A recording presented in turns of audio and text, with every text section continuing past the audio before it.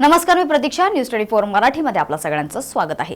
तर चला वळूयात आजच्या महत्त्वाच्या घडामोडींकडे. धुळे येथील कुस्तीपट्टू मुलीच्या लैंगिक शोषणाच्या प्रकरणात भाजपचे उमेदवार डॉक्टर सुभाष भामरेंचा कॉल रेकॉर्ड तपासा अशी मागणी माजी आमदार अनिल गोटे यांच्याकडून केली जात आहे. तिच्या मुलीची तक्रार घेऊ नये यासाठी जे पोलीस अधिकारी जबाबदार आहेत त्यावेळीचे इन्चार्ज असतील, त्यावेळीचे SP असतील, यांना आरोपी केलं पाहिजे. आणि भाजपचं चारित्र्य यात काय विशेष नवीन गोष्ट नाही. त्याला रेवणणा हा सर्वश्रेष्ठ वाटतो. पंतप्रधान म्हटलं ज्याला वर्ष पदावर पाठवायचं होतं.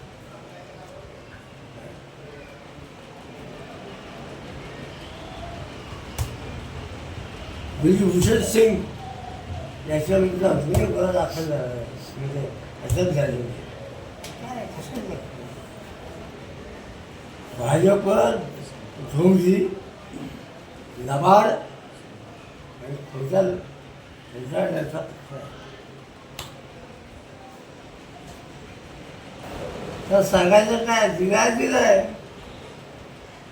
मला एवढंच विचारायचं आहे की चारित्र्याचा कुठला दाखला घेऊन निधी दिला.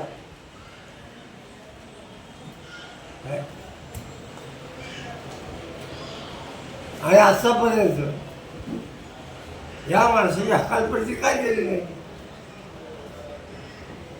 म्हणजे तुम्ही संरक्षण देता का? गुन्हा माझा उजव मंडायचा त्या काळात डॉक्टर सुभाष भामरेंनी SP ला आणि तिथल्या PI ला जे फोन केले त्याचा रेकॉर्ड तपासून गेला.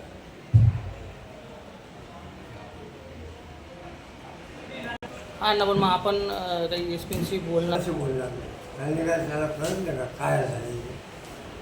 पोलिसांनी त्यांच्याकडे ऑर्डर पाठवली, त्यांना ऑर्डर मिळाली. काय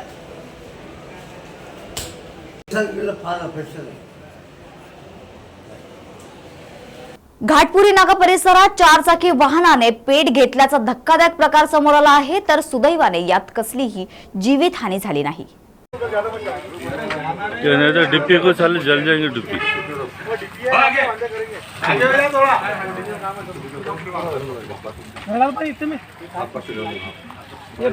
वो हमारे बुलढाणा जिल्ह्यातील खामगाव येथील घाटपुरी नाका परिसरातील एका मोकळ्या जागेतील गवताला आग लागल्यानं आग पसरत गेल्यानं उभ्या असलेल्या 4 चाकी वाहनाने पेट घेतला आहे. या आगीत 4 चाकी वाहन जळून खाक झाल्याची घटना आज दुपारी घडली असून बुलढाणा जिल्ह्यातील खामगाव येथील घाटपुरी नाका परिसरात मोकळ्या जागेतील गवताला आग लागल्याने सदर आग पसरत गेल्यानं उभ्या असलेल्या 4 चाकी वाहनाने पेट घेतला. नागरिकांनी लगेच आग विझवण्याचे प्रयत्न केले, मात्र आग सुरूच असल्यानं नागरिकांनी अग्निशामक दलाला पाचारण केले. घटनास्थळी अग्निशामक दलाचे कर्मचारी यांनी पोहोचून आग विझवली. या आगीमध्ये 4 चाकी वाहन जळून खाक झाल्याने वाहनाचे मोठे नुकसान झाले आहे. चारा नियोजन केले असून जून जुलैपर्यंत चारा टंचाई निर्माण होणार नाही अशी माहिती जिल्हा परिषद मुख्य कार्यकारी अधिकारी विकास मीना यांनी दिली आहे. छत्रपती संभाजीनगर जिल्ह्यामध्ये उष्णतेमुळे उन्हाचा पारा वाढला असून 41° वर तापमान गेले आहे. जिल्ह्यात जनावरांसाठी चारा टंचाईचा सामना शेतकऱ्यांना करावा लागू नये म्हणून जिल्हा परिषदेचे मुख्य कार्यकारी अधिकारी विकास मीना यांनी नियोजन केले आहे. चारा टंचाई संदर्भात आपल्याकडे दुष्काळाची परिस्थिती निर्माण होऊ नये त्याकरता नियोजन करण्यात आले होते. ऑक्टोबर महिन्यामध्ये आपल्या जिल्हा नियोजन समितीमार्फत जी चारा बियाणं आहेत त्याची खरेदी व वाटप करण्यात आलं होतं आणि नोव्हेंबरमध्ये सुदैवानं आपल्याकडे पाऊस आला होता, त्यामुळे त्या चाऱ्याची वाढ झाली आहे.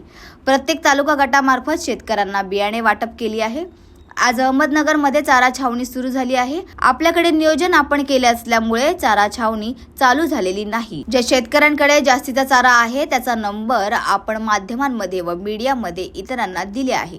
जिल्हा परिषदेच्या वेबसाईटवर सुद्धा चारा लागत असेल तर त्या संदर्भात नंबर दिलेले आहेत. जर शेतकऱ्यांना चारा टंचाई भासत असेल तर त्या शेतकऱ्यांनी त्या क्रमांकावर संपर्क साधावा, त्यांना चारा मिळून जाईल. आज जशी चाऱ्याची उपलब्धता आपल्या जिल्ह्यात आहे त्यामुळे जून आणि जुलैपर्यंत चाऱ्याची टंचाई येणार नाही, त्याचे नियोजन जिल्हा प्रशासनामार्फत करण्यात आल्याची माहिती जिल्हा परिषद मुख्य कार्यकारी अधिकारी विकास मीना यांनी दिली आहे. चारा टंचाई संदर्भात ऑलरेडी आपल्याकडे या जे दुष्काळची कंडिशन आली त्याच्या पूर्वी नियोजन करण्यात आलं होतं. ऑक्टोबर महिन्यामध्ये आपल्या जिल्हा नियोजन समिती आहे त्यामार्फत जे चारा बियाणं आहे त्याची खरेदी आणि त्याचं वाटप करण्यात आलं होतं आणि लगेच आपल्याकडे सुदैवाने नोव्हेंबरमध्ये पाऊस आला होता आणि त्या कारणामुळे ते त्याची वाढ झालेली आहे आणि ते प्रत्येक पॉकेटमध्ये आपण प्रत्येक तालुका प्रत्येक जिल्हा परिषद गट आहे त्यामध्ये शेतकऱ्यांना आपण वाटप केला होता. तो आज रोजी जसा नगरमध्ये तुम्ही बघा की चारा छावणी चालू झालेली आहे आपल्याकडे बिकॉज ऑफ या नियोजन कारणामुळे ते चाराची टंचाई आहे ते दिसून आलेली नाही.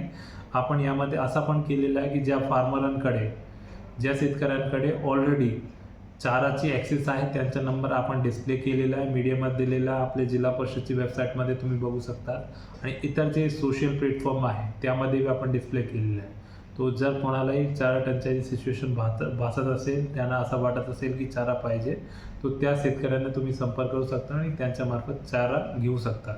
तो ओव्हरऑल आपले प्लॅनिंग चांगली चालू आहे आणि आज रोजी जसा चाराची उपलब्धता आहे तो मला असं वाटतो की जून आणि इवन जुलैमध्ये बी चारा टंचाईची सिच्युएशन येणार नाही याची आपल्या जिल्हा प्रशासनामार्फत ऑलरेडी प्लॅनिंग करण्यात आली होती. धन्यवाद. तर या होत्या आजच्या महत्त्वाच्या घडामोडी. अशाच महत्त्वाच्या घडामोडींसाठी पाहत रहा न्यूज 24 मराठी.